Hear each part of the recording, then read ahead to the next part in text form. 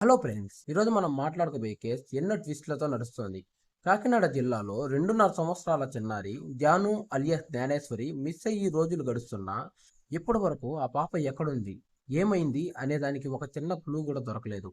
అసలు ఆలోచించండి, కేవలం 35 నిమిషాల గ్యాప్, 40 ఎకరాల దట్టమైన పామాయిల్ తోట, చుట్టూ పెద్ద పెద్ద నెట్టు కొండలు, పెద్ద చీమల పుట్టలు, విష సర్పాలు, నేలపై డేంజరస్ గా పడి ఉన్న లైవ్ ఎలక్ట్రికల్ వైర్లు. ఇన్ని ప్రమాదాలు దాటి ఆ 2.5 ఏళ్ల పసిపాప ఒంటరిగా నడవడం సాధ్యమేనా? వందలాది మంది పోలీసులు, STRF teams, anti Naxalite squads రంగంలోకి దిగి ఐఎన్ డ్రోన్లతో 1000 ఎకరాల అడవిని జల్లెడ పట్టిన ఒక చిన్న ఆధారమైన ఎందుకు దొరకలేదు? అసలు ఆ రోజు ఏం జరిగింది? ఆ పెంపుడు కుక్క ఇచ్చిన కీలకమైన క్లూ ఏంటి? పోలీసులు కనిపెట్టిన ఆ టవర్ డంప్ రహస్యం ఏమిటి?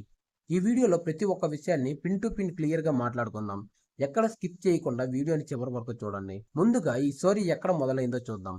తుని రూరల్ మండలం సిహెచ్ అగ్రహారం విలేజ్ దగ్గర సబ్బల అమ్మిరెడ్డి అనే ఓనర్కు చెందిన ఒక 40 ఎకరాల పామాయిల్ ప్లాంటేషన్ ఉంది. అందులో గణేష్, భవానీ అనే దంపతులు కేర్ టేకర్లుగా వర్క్ చేస్తూ అక్కడే ఉన్న ఒకే ఒక ఫామ్ హౌస్ లో ఉంటున్నారు. వాళ్ళ పెద్ద కుమార్తె ఇప్పుడు తప్పిపోయిన జాను. పామాయిల్ తోటలో తోటమాలిగా ఉంటున్నటువంటి సుంకర చిన్న అబ్బాయి, వాళ్ళ దంపతులది పెద్ద కుమార్తె అయిన జ్ఞానేశ్వరి 2 సంవత్సరాల పాప దాన్ని ఆడుకుంటుంటూ తోటలో కనిపించకుండా. పాప తాతయ్య సుంకర చిన్నబ్బాయి కూడా 15 సంవత్సరాలుగా అక్కడి తోటమాలిగా పనిచేస్తున్నాడు. ఆ శనివారం ఉదయం అంతా నార్మల్ గానే అయ్యింది. కానీ కరెక్ట్ గా ఉదయం 11:30 నిమిషాలకు ఒక చిన్న సంఘటన జరిగింది. పాప ఒంటరిగా నడుచుకుంటూ వెళ్తుంటే తండ్రి గణేష్ బైక్ మీద వచ్చి పాప ఏడవడం చూసి బైక్ ఎక్కించుకుని ఇంటికి తీసుకొచ్చాడు. శనివారం 11:50 నేను ఇంటి దగ్గర అప్ చెప్పాను సార్. వాళ్ళ అమ్మకి అప్ చెప్పాను సార్. తర్వాత నేను పని కిందకి వెళ్ళిపోయాను సార్, కోడి బొండాలు తీయడానికి కిందకి వెళ్ళిపోయాను సార్. తర్వాత ఊళ్ళో వాళ్ళకి పాప కనిపించిందని వేరే వాళ్ళ ఊళ్ళోకి వెళ్ళి చెప్పాడు సార్. గణేష్ పాపను వాళ్ళ అమ్మ భవానీ దగ్గర వదిలేసి తన తోటలో కొబ్బరి బొండాలు పోయడానికి, అలాగే కరెంటు వాళ్ళని కలవడానికి వేరే రూట్లో వెళ్ళిపోయాడు. ఇక్కడే అసలైన మిస్అండర్స్టాండింగ్ జరిగింది. తల్లి భవానీ తన రెండో చిన్న పాపకు స్నానం చేయించే పనిలో పడింది. ఈ గ్యాప్ లో జాను డాడీ డాడీ అనుకుంటూ తండ్రి వెనకాలే బయటకు పరిగెత్తింది. పక్కనే మామిడి చెట్టు దగ్గర వాళ్ళ నాన్న ఉన్నాడు కదా, ఆయన దగ్గరికి వెళ్తుంది అని వాళ్ళ అమ్మ అనుకునింది. తీసుకెళ్తే నేను ఇంటికాడ పని చేసుకుంటున్నాను సార్, చిన్న అమ్మాయిని చూసుకుంటూ పని చేసుకుంటున్నాను. మళ్ళీ అక్కడి నుంచి తీసుకొచ్చాడు సార్. తీసుకొచ్చి టయానికి నేను చిన్న అమ్మాయికి స్నానం చేపిస్తున్నాను. 11:30 దాటేసింది సార్ టైం అయితే. అప్పుడు స్నానం చేపిస్తున్నాను. ఇదిగో అమ్మాయిని బుజ్జమ్మని చూసుకో, అలా వెళ్తాను, పని ఉంది అన్నాడు సార్.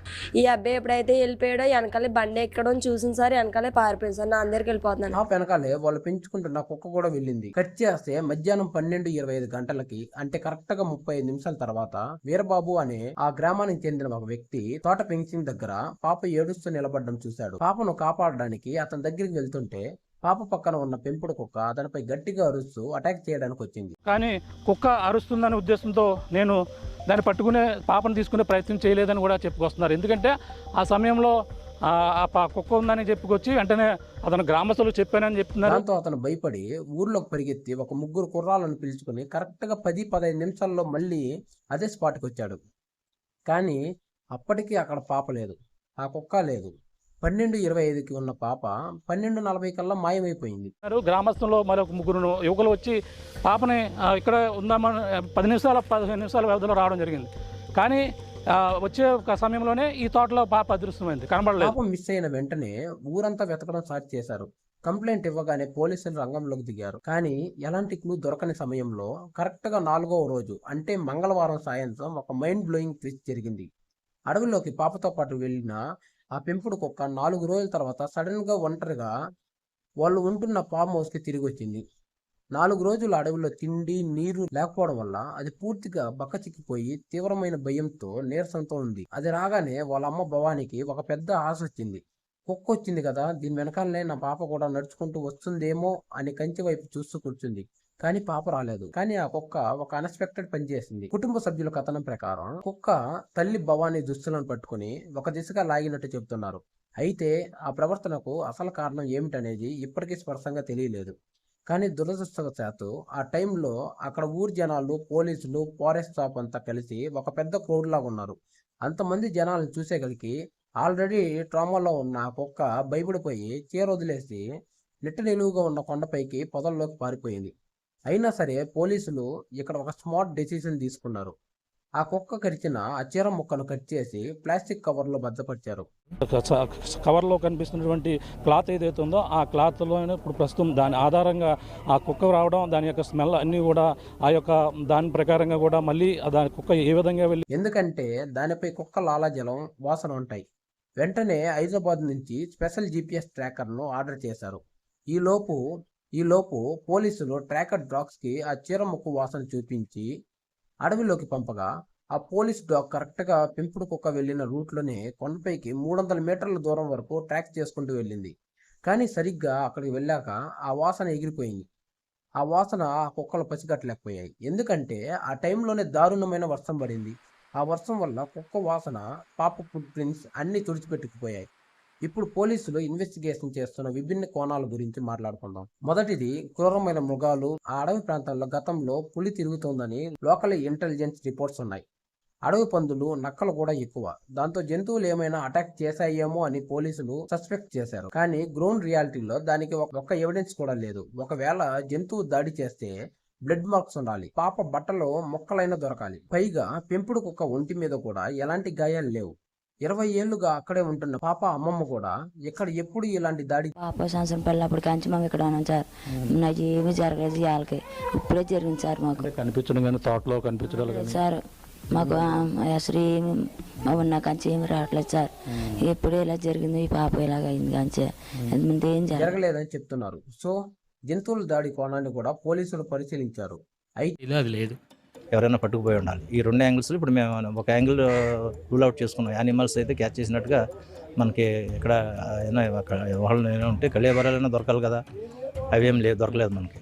క్లాత్స్, పాప బట్టలు ఇప్పటి వరకు దానికి సంబంధించిన స్పష్టమైన ఆధారాలు బయటకు రాలేదు. రెండోది, టవర్ డంప్ డేటా అనే డిజిటల్ ఇన్వెస్టిగేషన్.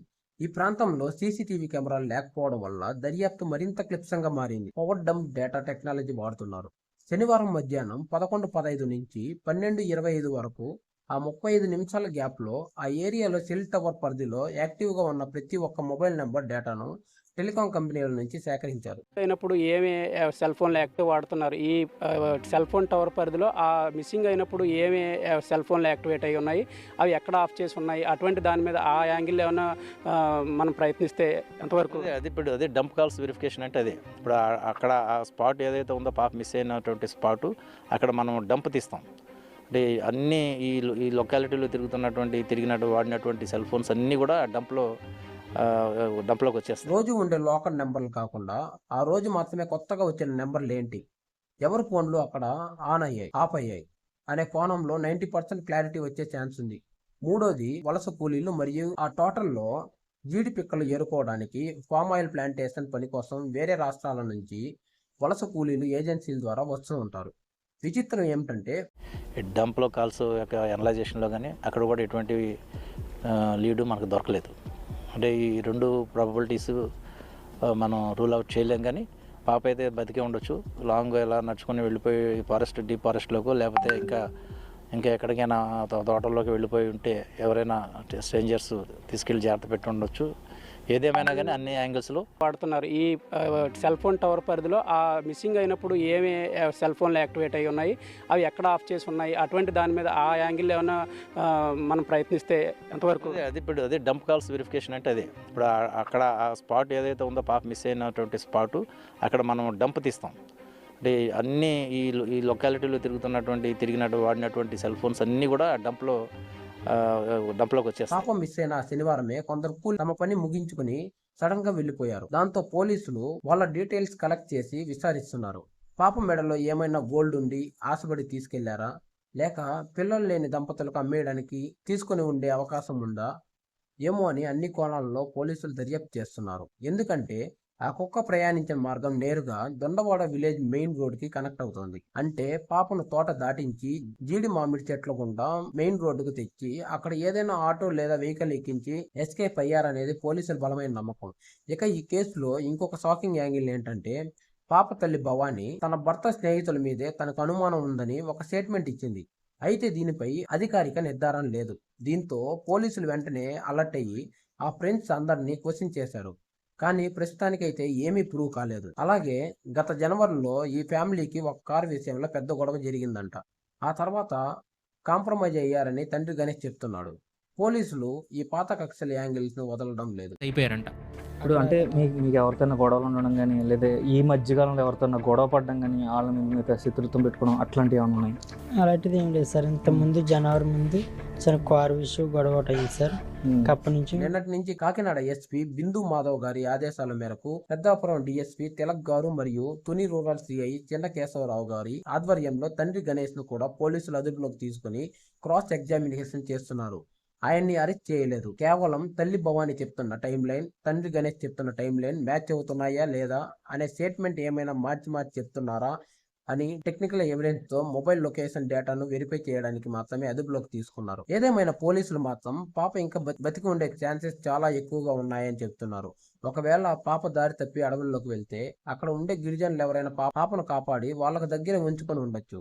ఈ సెర్చ్ ఆపరేషన్ ఇంకా అంత లోపలికి వెళ్ళలేదు కాబట్టి వాళ్ళకు కూడా ఇవి ఉండకపోవచ్చని పోలీసులు భావిస్తున్నారు. దేవుడి దయ వల్ల అదే నిజం అవ్వాలని కోరుకుందాం. అలాగే సోషల్ మీడియాలో కొందరు వాళ్ళ అమ్మ బాధపడట్లేదని, కేర్లెస్ గా ఉందని కామెంట్ చేస్తున్నారు. ప్లీజ్ అలా జడ్జ్ చేయకండి. ఒక్కొక్కరి పెయిన్ ఒక్కొక్కలా ఉంటుంది. ఆ తల్లి గత 6 రోజులుగా అన్నం తినకుండా ఏడుస్తూనే ఉంది. వాళ్ళ అమ్మమ్మ అయితే మీడియా ముందుకొచ్చి చేతులు జోడించి అడుక్కుంటుంది, నా పాపను మాకు ఇచ్చేయండి, మీ గురించి ఎవరికి చెప్పం, ఎలాంటి కేసులు పెట్టమని వేడుకుంటుంది. ఫ్రెండ్స్, ప్రస్తుతం 100 మంది పైగా పోలీసులు anti naxalite squad round the clock work చేస్తున్నాయి. పాప సమాచారం చెప్తే ₹1,00,000 నగదు బహుమతి కూడా అనౌన్స్ చేశారు. ఇక్కడ డబ్బు ముఖ్యం కాదు, ఒక పసిప్రాణం ముఖ్యం. అందుకే నా తరపున ఒక చిన్న రిక్వెస్ట్, ఈ వీడియోని వీలైనంత ఎక్కువ మందికి షేర్ చేయండి. Kakinada, Tuni, east Godavari area local WhatsApp group Facebook లో షేర్ చేయండి. జస్ట్ ఇన్ కేస్ ఎవరైనా ఆ పాపను చూస్తుంటే వెంటనే తుని రూరల్ పోలీస్ స్టేషన్ కి ఇన్ఫార్మ్ చేయండి. మనం చేసే ఒక చిన్న షేర్ ఆ పాపను వాళ్ళ అమ్మ ఒడిలోకి చేర్చవచ్చు. వీడియోని లైక్ చేయండి, అల్గారిథం ఎక్కువ మందికి పుష్ చేస్తుంది. వీడియోని అయితే లైక్ చేయండి, అల్గారిథం ఎక్కువ మందికి అయితే పుష్ చేస్తుంది. ఈ కేసుపై ఎలాంటి మేజర్ అప్డేట్ వచ్చినా నేను మీకు మళ్ళీ వీడియో చేస్తాను. Thank you for watching.